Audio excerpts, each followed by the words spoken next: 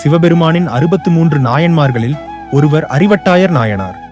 அவரது வாழ்க்கை முழுவதும் பக்தி, பணிவு, நேர்மை மற்றும் இறைவனுக்கான முழு அர்ப்பணிப்பின் சிறந்த எடுத்துக்காட்டாகும். அறிவட்டாயர் நாயனார் சோழ நாட்டில் உள்ள கணமங்கலம் என்னும் ஊரில் வாழ்ந்து வந்தார். அவர் வேளாளர் குலத்தைச் சேர்ந்தவர். விவசாயம் செய்து வாழ்ந்தார். ஆனால் அவரின் வாழ்க்கையின் மிகப்பெரிய நோக்கம் சிவபெருமானின் அடியார்களுக்கு உணவு வழங்குவது.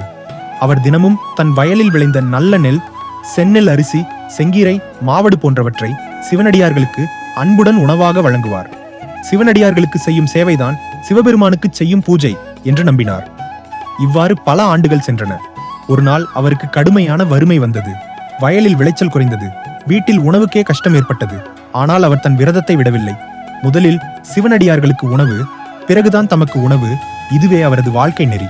ஒரு நாள் அவரிடம் சிவனடியார்களுக்கு கொடுக்க வேண்டிய செந்நெல், அரிசி, செங்கீரை, மாவடு மட்டும் இருந்தது. அவற்றை எடுத்துக்கொண்டு கோயிலுக்கு சென்று கொண்டிருந்தார்.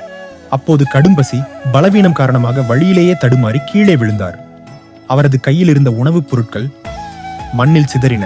அதை பார்த்த அறிவட்டாயர் மிகுந்த துயரத்தில் மூழ்கினார். சிவபெருமானின் அடியார்களுக்கு அளிக்க வேண்டிய உணவை நான் வீணாக்கிவிட்டேன். இதற்கு பிறகு நான் உயிருடன் இருப்பதற்கு அர்த்தமே இல்லை என்று வருந்தினார். அவரது மனம் உடைந்து போனது. தன்னுடைய தவறுக்கு தண்டனையாக தன் உயிரையே விட முடிவு செய்தார். அவர் அருகிலிருந்த அரிவாளை எடுத்தார். அந்த நொடியில் பூமி பிளந்து அதிலிருந்து சிவபெருமானின் திருக்கரம் வெளிப்பட்டது. அந்த கரம் அவரை தடுத்து நிறுத்தியது. அடுத்த கணம் சிவபெருமான் உமாதேவியுடன் காட்சி தந்தார். உன் பக்தி, உன் நேர்மை, உன் அன்பு அனைத்தும் என்னை மகிழ்ச்சியடையச் செய்தது என்று அருள் புரிந்தார்.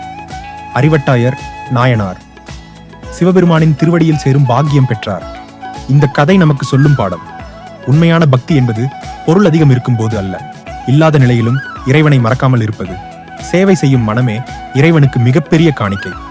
பக்தியின் மதிப்பு அதன் அளவில் இல்லை, அதன் உண்மையில் உள்ளது. ஓம் நம சிவாய.